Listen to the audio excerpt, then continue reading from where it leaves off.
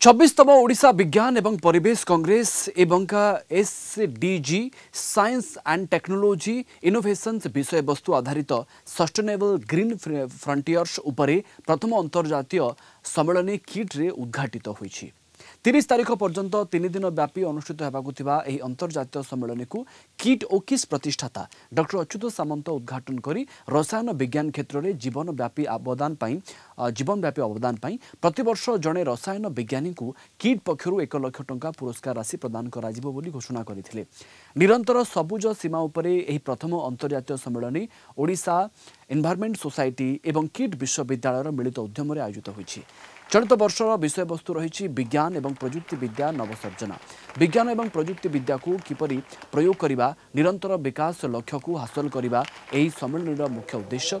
यह सम्मेलन उद्घाटनी कार्यक्रम में मुख्य वक्ता भाव में भारत सरकार प्राक्तन सचिव डॉक्टर अरुण कुमार रथ जोग देथिबा बेले डीआरडीओ बेंगलुरु महानिर्देशक प्रोफेसर टीके बस्तिया, ओडिशा परिवेश समिति संयोजक प्रोफेसर एसएन कुंडू, कार्यकारी सभापति डॉक्टर जयकृष्ण पाणिग्राही, किट विश्वविद्यालय कुलपति प्रोफेसर सुरजीत सिंह समेत बहु विशिष्ट व्यक्ति जोग देथिले।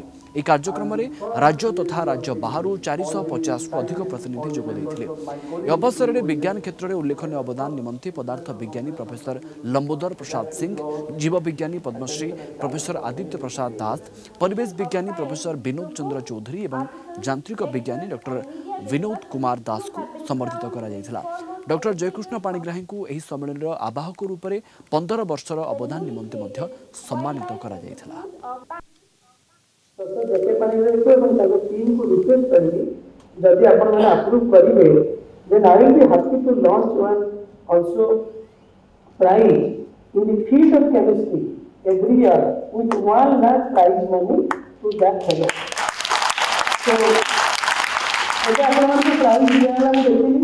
से केमिस्ट्री किसी दिया है तेणु मुझे भावी भगवान मो छाड़ते प्राय मुझे तेणु प्रति वर्ष आपण मैंने डिसाइड करेंगे सिलेक्शन सब करेंगे आम खाली आपन को लक्ष टका प्राइज मनी पठेबू और यहाँ चिराचरित प्रचार आम गोटे अनुष्ठान गोटे व्यक्ति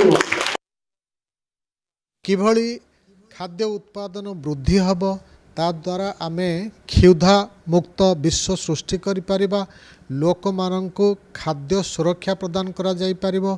अन्य पक्षरे वर्तमान जलवायुर जो भली परिवर्तन घटुछि, विभिन्न प्राकृतिक विपर्यय बढ़ी बढ़ी चली से परिप्रेक्षी कौन कौन सब पदक्षेप निया जिबार आवश्यकता रही। पुणी देश देश मध्य किभली सुसंपर्क स्थापन हब विश्व स्तर रे एवं पार्टनरशिप से माने संयुक्त हो मध्य समन्वय स्थापन हो विभिन्न समस्यार समाधान करा जाई पारिबो। तेणु शिक्षा क्षेत्र रे, स्वास्थ्य क्षेत्र रे, कृषि क्षेत्र रे, पानीय जल क्षेत्र रे जो जीव जंतु जैव विविधता रही तार सुरक्षा क्षेत्र में कौन कौन सब कार्यक्रम ग्रहण करा जाई पारिबो। आशा करिबा जो युव वैज्ञानिक माने बा जो माने वर्तमान गवेषणा कार्य लिप्त अछंती सेमानेकर नूतन चिंताधारा द्वारा आगामी दिन में आम राज्य आम राष्ट्र एवं विश्वर विभिन्न समस्या को आमे समाधान करिबारे सक्षम हेबा एई लक्ष्य रे एई कॉन्फ्रेंस टी आयोजित हेछि।